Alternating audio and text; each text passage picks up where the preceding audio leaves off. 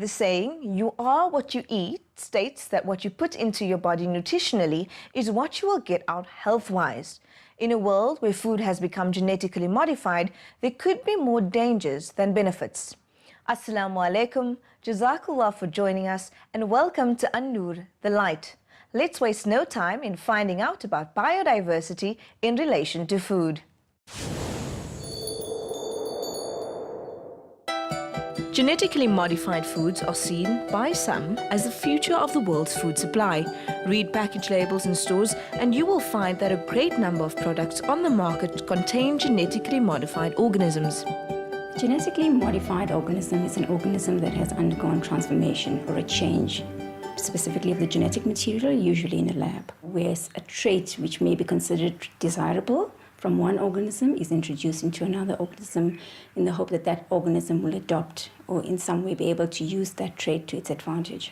It's a relatively new technology, and a lot of the research is only really coming out now about possible harmful effects. Our real contention is that we're not saying stop it completely. What we're saying is apply due precaution. There's something called the precautionary principle. We don't feel it's applied in the way that it should be, and take sufficient care to protect consumers and give consumers sufficient information for them to be able to make their minds up on their own. The African Centre for Biodiversity was established by Mariam Mayet in 2004.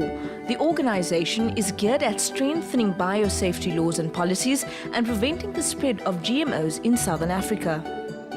I started the ACB really because I needed an institutional home for myself to be able to do my activism work. We campaign against genetic modification of our food systems on the continent, and we also work towards the attainment of food sovereignty in Africa.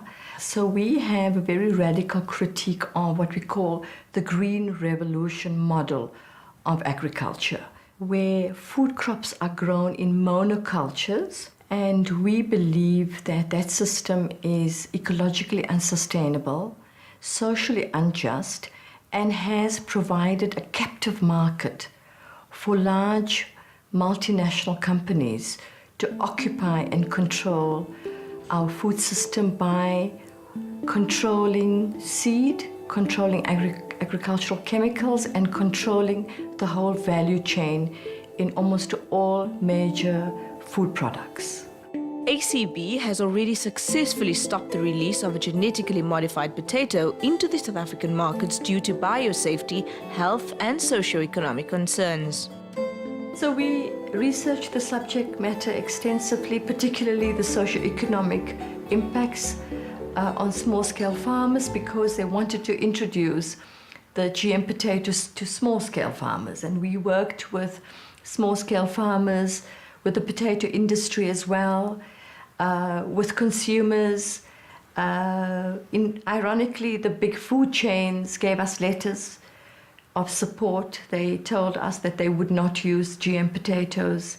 Eventually, the Minister of Agriculture dismissed the GM potato, and that was a significant victory for us. Correct labelling of foods containing genetically modified organisms is also being monitored by the centre so that consumers have the right to choose between GMO and non-GMO foods. We had GM labelling laws, but we saw no GM labels on our products. We'd think about what would be useful information for consumers and select a few products from any store, and then we would package it and send it to a GMO testing facility that would give us the percentage of GMO in relation to the whole product.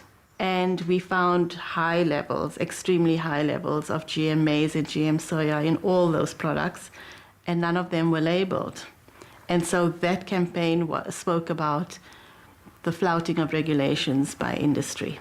Any company that puts their food on shelves for a package in a properly packaged way needs to comply with the regulations, which is that if any ingredient or component, if 5% or more of that ingredient or component is genetically modified, then they need to put a label there that says contains genetically modified ingredients.